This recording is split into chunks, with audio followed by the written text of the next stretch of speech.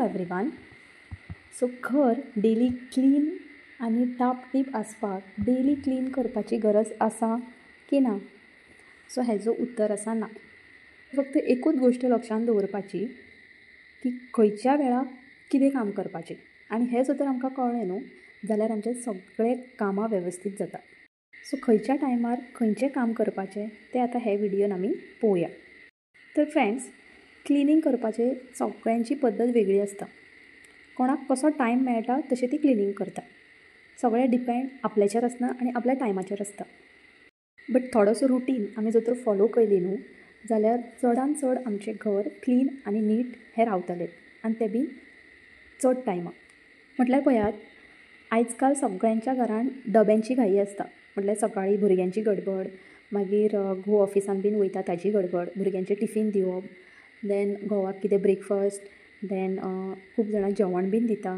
So officially तेंचें जें काम आसता तांकां सगळ्यांक प्रिपेर करून दिवचें पडटा जेवण एन ऑल.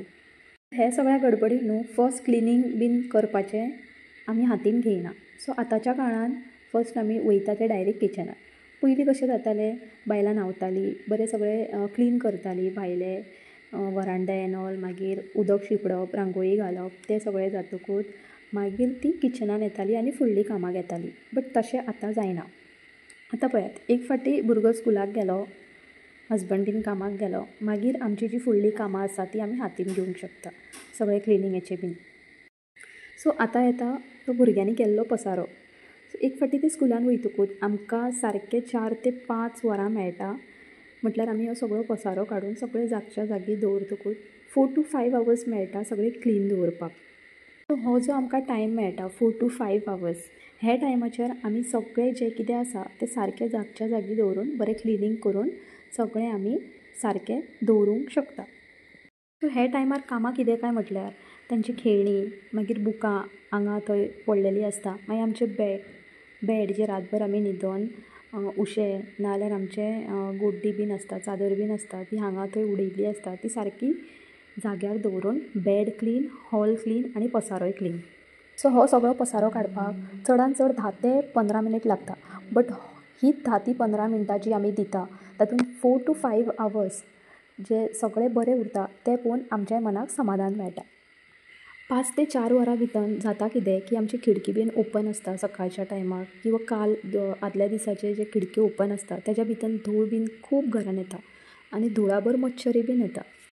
सो हाज्यार उपाय हांव कितें करता काय म्हटल्यार एक विकली हांव मातशें डस्टींग बीन करून घेता. चडसो फर्निचर ना म्हाज्या घरान, बट जितलें आसा तें सादें सिंपलान आसा. म्हटल्यार अगदी मातशें हात पासून भोंवयलें न्हू वयल्या वयर जाल्यार ती डस्ट फूल वयता. आतां हांगा घरान आमच्या धूळ येवपाचें कारण कितें काय म्हटल्यार सायडीन कन्स्ट्रक्शन खूब चालू आसा. सो तेंचें जें काम चालू आसतना आमच्यो ज्यो खिडक्यो दारां बीन ओपन आसता वा बाल्कनीज बीन ओपन आसता, त्या कारणाक लागून आमच्या घरान धूळ येता. सो डस्टिंगेचें काम हांव डेली करिना, केन्नाय एक 8 दिसां भितर बीन विकली डस्टींग करता. सो हेणें जाता कितें, जी कितें धूळ बीन आसता ती क्लीन जाता आनी घर मातशें नीट आनी स्वच्छ दिसता. आतां हो आसलो प्रश्न तो धुळेचो. बट पावसा लागून घरा भितर जी थंडाय येता न्हू तेका लागून जे फर्निचराचेर आमचे लाकडी फर्निचर आसता तांचेर चिती धरता. म्हटल्यार एक प्रकारचो मातसो बारीकसो फंगस धरता, म्हटल्यार धवे उठोन येता ताचेर. सो ताजें कितें करपाचें काय म्हटल्यार फक्त एक बेश्टो कपडो घेवपाचो. तुमी कितेंय फिनेल आसो वा डेटॉल आसो नाजाल्यार आनी खंयचें तुमी लिक्वीड जें यूज करता तो कपडो मातसो वलो करपाचो आनी तें फर्निचरान मातशें पुसून घेवपाचें. सो आतां जाता अशें की कंटिन्युअस पावस आसल्या कारणान आमचो जो फर्निचर आसा सगळ्यांचो ताका अशी धूळ आनी चिती धरपाक साहजीक आसा. हें नॉर्मल आसा, जें वर्सान वर्स जाता. बट ती आमची रिस्पॉन्सिबिलिटी की आमी तें क्लीन करूंक जाय. जर तर आमी क्लीन करूंक ना जाल्यार आमचीच वस्तू पाड जातली. ताका मागीर भितरल्यान किडे धरता, नाजाल्यार टर्मायट्स म्हणटा ते धरता. मागीर आयज जर तर आमी ताजें क्लिनिनेस दवरूंक ना जाल्यार फाल्यां सकाळीं तो डबल खर्च आसतलो. म्हटल्यार पॉलिश करपाचें पडटलें, नाजाल्यार खंयची पावडर हाडून घालची पडटली. बारीक बारीक टर्मायट्स बीन भितर दवरतकूच टर्मायट्स हे लाकडी फर्निचराक रोखडे धरता. सो ही आमची रिस्पॉन्सिबिलिटी आसा की टायम टू टायम एक 8 दिसांनी किंवां 15 दिसांनी क्लिनींग हें करूंकूच जाय आमी. आनी एक फावटी ही संवय लागली न्हू मागीर आमकां रावूंक शकना. सो हे जे बेजीक क्लिनींग आसा न्हू ते आमी डेलीची जी कामां आसता डेलीचे कामाचे वेपन जे आसता ताका लागून आमी हें बेजीक क्लिनींग सद्दां हातीन घेयना. ताका लागून जाता कितें ती धूळ मागीर वयर डस्ट ताजेर उदक अशें बसोन वयर एक दाटसण येता आनी ती मागीर क्लीन करपाक खूब प्रॉब्लम जाता, आमकांच त्रास जाता तो. सो हें सगळें म्हाका डस्टींग करपाक चडांत चड पावण तास लागलो. म्हटल्यार आयज बरें झाडून पुसून बीन घेतलें आनी मागीर डस्टींग करपाक घेतलें. सो सगळें आतां घरांतलें क्लीन जातकूच दाराचेर बारीक सिंपलशी एक रांगोळी काडपाक घेतलें.